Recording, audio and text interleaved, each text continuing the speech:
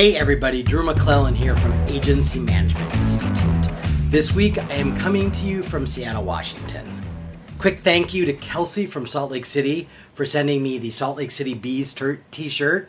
Appreciate it very much. Thank you all for noticing that I am celebrating all things baseball in these videos while we're talking about agency life. And this week what I want to talk to you about is the whole idea of write-offs. If there is a bane, a pain in any agency's existence, it is the fact that we do all of this great work and it's billable work, it's viable work, but for one reason or another, we cannot ever put it on a client invoice. We're never going to get paid for that work. And so we end up writing all of that time off. And for many agencies, that's the difference between profitability and not profitable, or single-digit profitability versus double-digit profitability. There are a couple culprits that contribute to write-offs. The first one is, and we've talked about this before, we are terrible at estimating.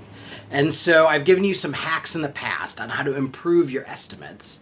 But in general, not only are our estimates inaccurate in terms of how much time it's going to take, but they're also not detailed enough.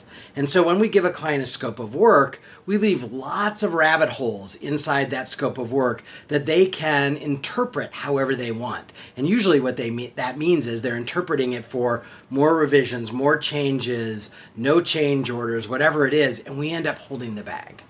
So not only are our estimates bad, but honestly, a lot of times we don't have the controls in our agency so that the team understands how much time they have to spend on a project. And when you don't tell someone, whether they're writing code or copy or they're an art director or even an account person, if you're not saying you have this many hours to get this task done, then inevitably, because we want to make everything the best it can be, we're going to over-service that client. We're going to spend too much time and energy on that particular part of the project.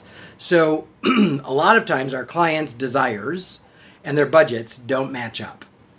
Oftentimes, equally problematic, our own agency desires in terms of always giving the client the Mona Lisa of projects when really they paid for the finger painting level of project. That's where we get into trouble.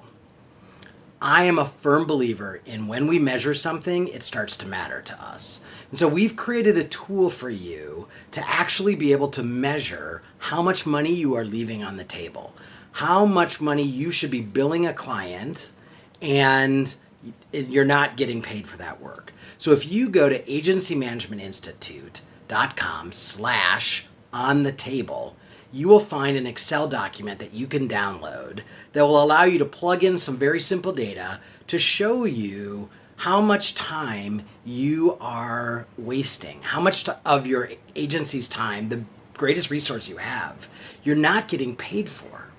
And for many of you, starting to measure that number, starting to pay attention to that number, and then starting to solve the problems that are underlying that issue can absolutely change the profitability of your agency in a very quick, short period of time.